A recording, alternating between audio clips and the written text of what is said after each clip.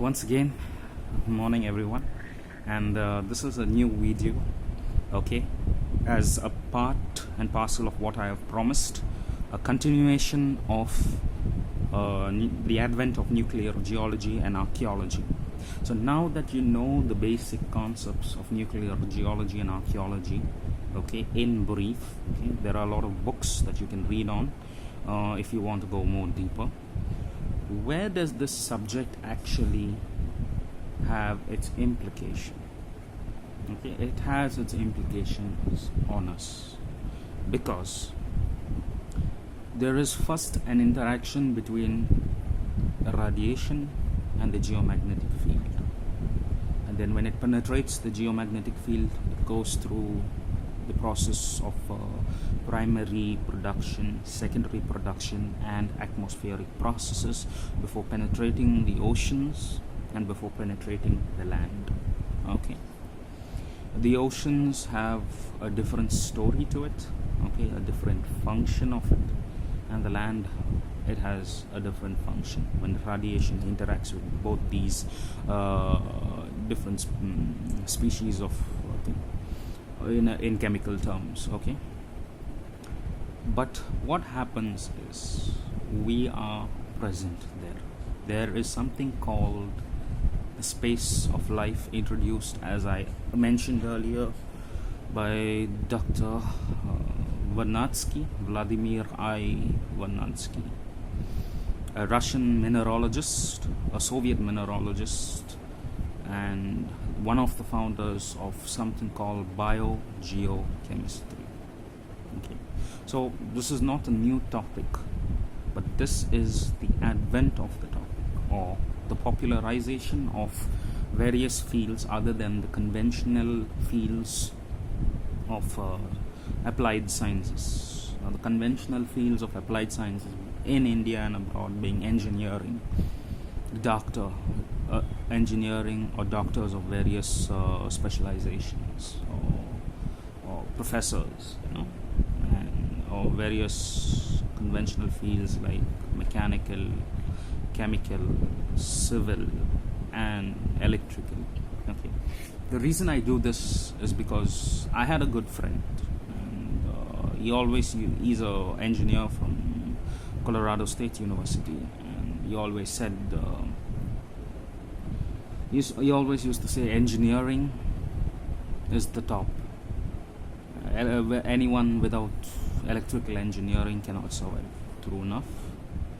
Okay, you need electricity to run various motors and generators and turbines and electrical circuits and electronic circuits.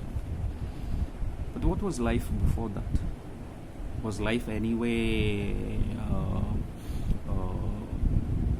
stifled or stuck in the mud because of that? No. The answer is simply no, because people were much more healthier biologically, and they were more long-lived than the present generation, because what the present generation has done is we are now living in a world full of radiation. We cannot escape radiation. Okay, and this radiation comes from the mobile phone, as I'm pointing it out to you, induced radiation, the nuclear reactor, electromagnetic radiation, thermal radiation, okay, from your ordinary frying pan when it's put in the heat, put over the stove, that also causes radiation. And these radiations produce radiation damage. Okay, you have your Wi-Fi. There is research that Wi-Fi damages the brain. There is research that headsets that I'm using also damage the brain. That is why I don't use it too long. I only use it to make videos, and then I switch it off immediately. Okay, my phone is always on switched off mode. Okay, try to reduce the amount of radiation, okay, that surrounds our brain and so supposedly damages our brain. Okay, Then you have the computer radiation. You're sitting in front of the computer. Men are not men these days because they sit too long in front of the computer and they become, what they call eunuchs. Okay, they're not man enough to stand up and defend their families, and that is affecting the family life. If you want to construct society, the good old late Archbishop Fulton J. Sheen always said it always starts within the family, and if your family life is not healthy, then society is never healthy, because what happens in the heart and in the houses is always reflected on the streets. Why do you think there are so many protests? Why do you think there is civil unrest? That is because there is civil unrest at your homes. So the problem is in your home. The problem is how you talk to your parents and how you misuse the technology that is given to you. Okay, and my focus is on the misuse of the technology and how it affects you biologically, because man and woman are biologically different.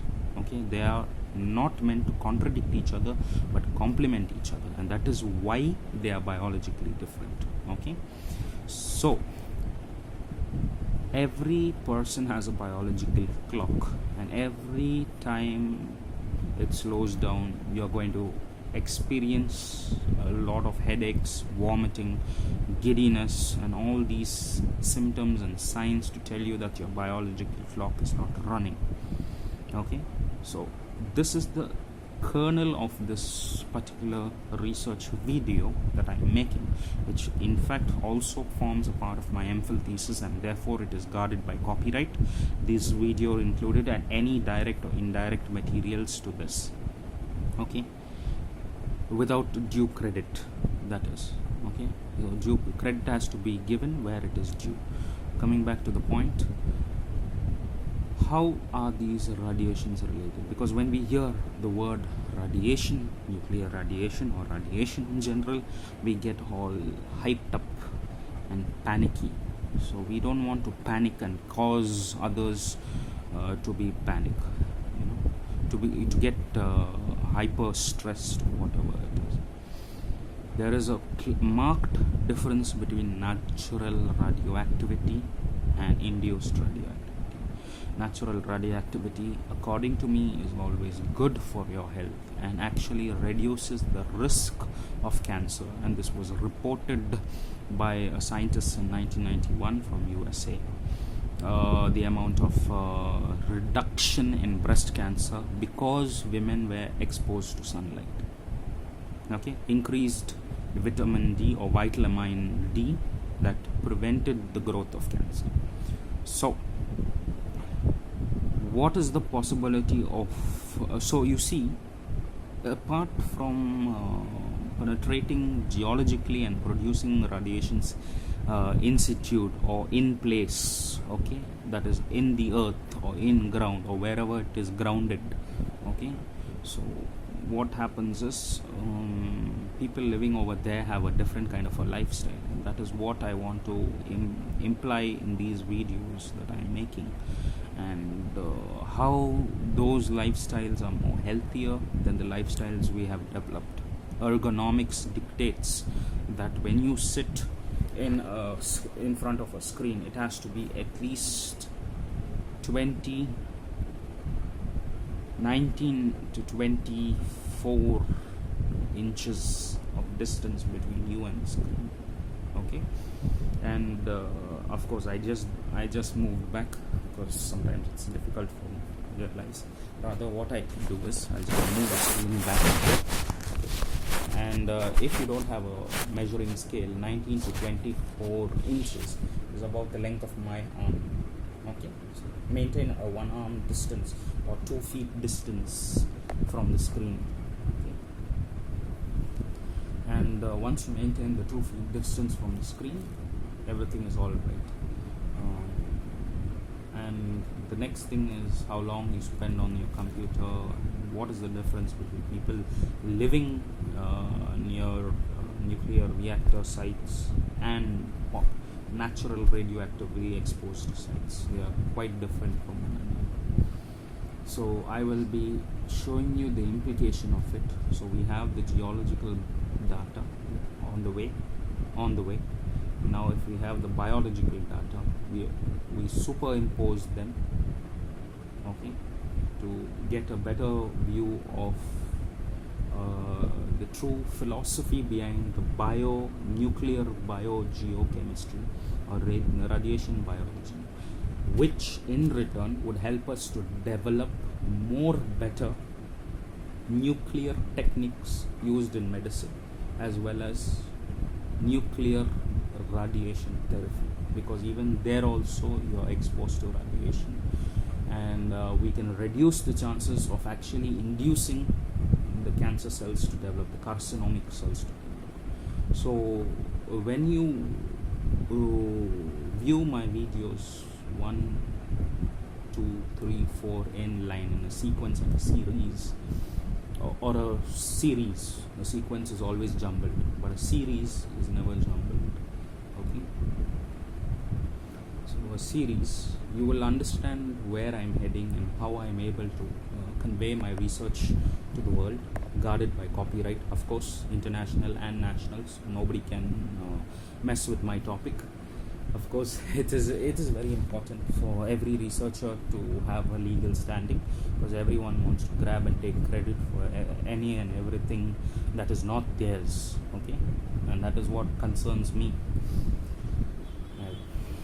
And what is really important is the next videos I will show you what are the important tools, the techniques, the basic things that is required for such research, okay? And that this does not mean nuclear geology and archaeology stopped, rather it is transcended into a higher phase of understanding for the betterment of humanity. So thank you, hope you enjoyed my videos.